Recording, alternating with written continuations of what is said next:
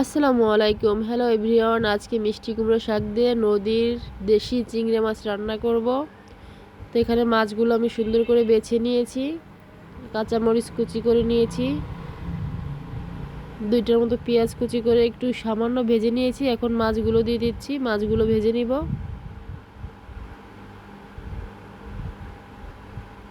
মাছগুলো একটু ভেজে নিলে হয় কি, চুলকায় কম। যাদের অ্যালার্জির সমস্যা আছে তারা অবশ্যই একটু মাছটাকে ভেজে নেবেন, তাহলে আর জিহ্বা চুলকাবে না, গলা চুলকাবে না। তো এখন পেঁয়াজ, জিরা আর রসুন বাটা দিয়ে দিচ্ছি, হলুদের গুঁড়ো দিয়ে দিলাম, দিয়ে দিচ্ছি আলু।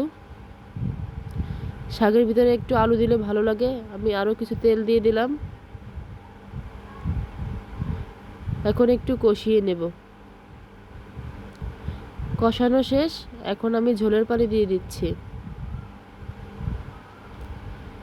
শাকগুলো দিয়ে দিচ্ছি। পানিতে বলক চলে আসছে। একদম ন্যাচারাল শাক, আমাদের নিজেদের ক্ষেতের শাক, কোনো রকমের সার দেওয়া নাই, একদম ন্যাচারাল।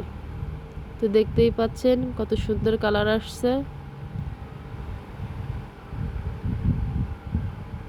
রান্না শেষ। এখন একটা বাটিতে আমি নামিয়ে নেব।